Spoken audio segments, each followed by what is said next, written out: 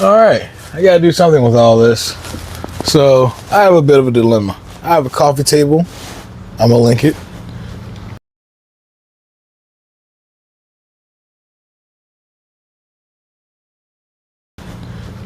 Yeah, looks pretty nice, doesn't it?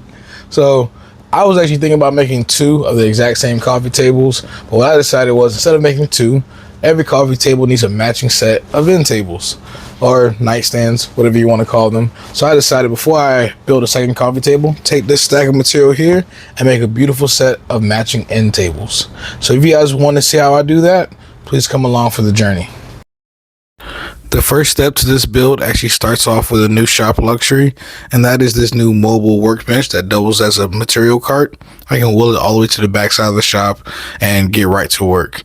The first thing that we want to do though over here on the table saw is to go ahead and rip everything down to a small enough dimension that I can joint it over on my jointer. Some of these boards are about 8 to 9 inches and my jointer only has the capacity of 6.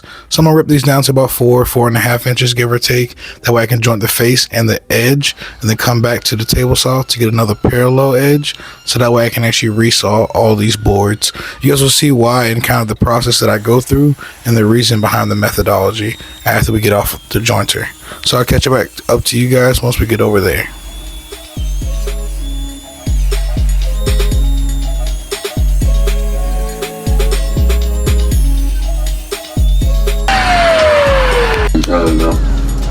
Alright, now we have a stack that needs to be jointed for the actual carcass.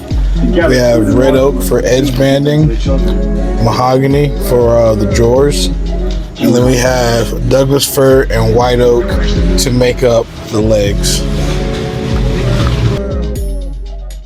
Now that my material is broken down to small enough pieces for my jointer, the next step is to actually join a face and then an edge, and that will give me the 2 square references that I actually need to go back to the table saw to rip the 3rd parallel edge, and that's going to make resawing a lot easier and give me an extremely accurate resaw, strictly because whenever you resaw on the table saw, you're limited by the depth of your blade being 3 inches or so, and since you can only cut that deep, you have to end up flipping your board end for end, and you want to be referencing off of the exact same face as you go through the ripping process, and you also want to make sure that your edges are perfectly square to that face.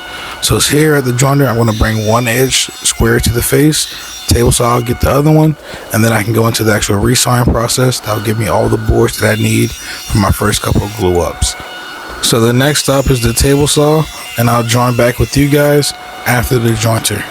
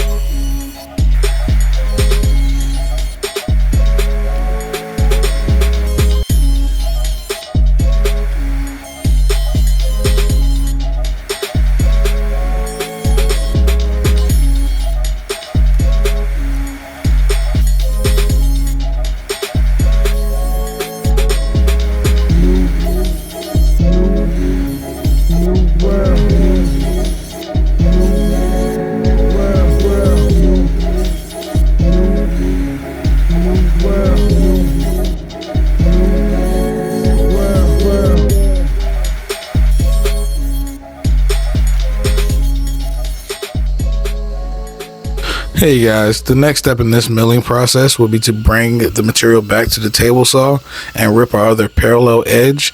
This now gives us 3 sides or 3 faces to this board, being a large face and then the 2 edges that are perfectly square, flat, and straight. And now I can actually think about the resawing process after getting all these straight edged. So after this, we're going to end up flipping the boards end for end and then running them through the table saw. And since we do have 2 square edges that are square and parallel to each other, I'm able to actually go end for end on the resawing process. I'll give you guys a little bit more tips once we actually get to that point.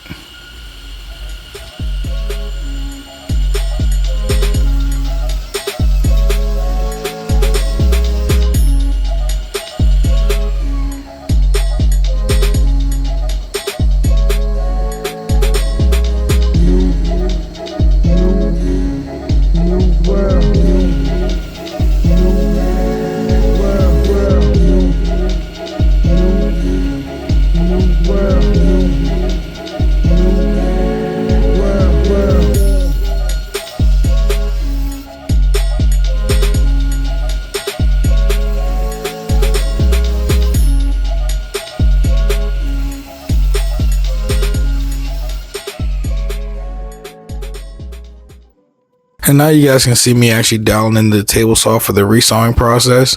And you can actually do this in more incremental steps if you want to. But since I do have these 2 square edges that are square to the face, I'm actually able to flip the board end for end. And to make sure that I'm referencing the same face up against the fence throughout this entire process, you get a nice clean resaw with minimal blade marks, and you don't have a belly or a diagonal cut going down the middle.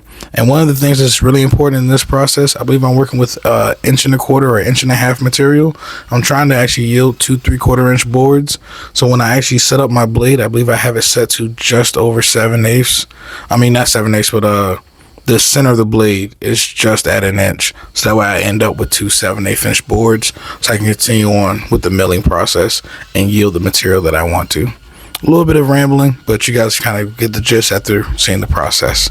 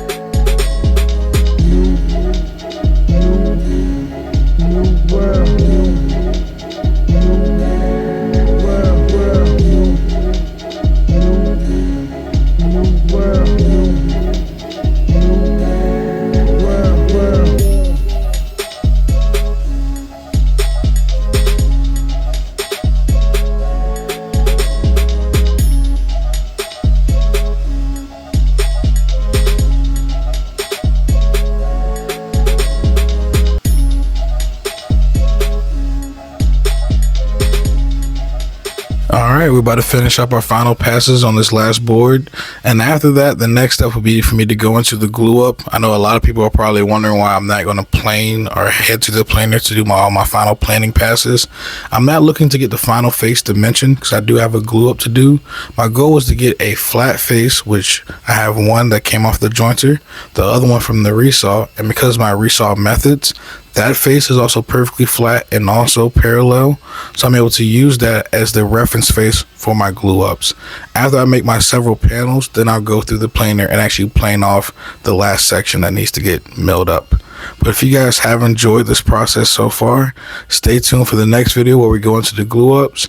Please make sure that you leave me a like, comment, and subscribe, and I'll be seeing you guys in the next one. Peace.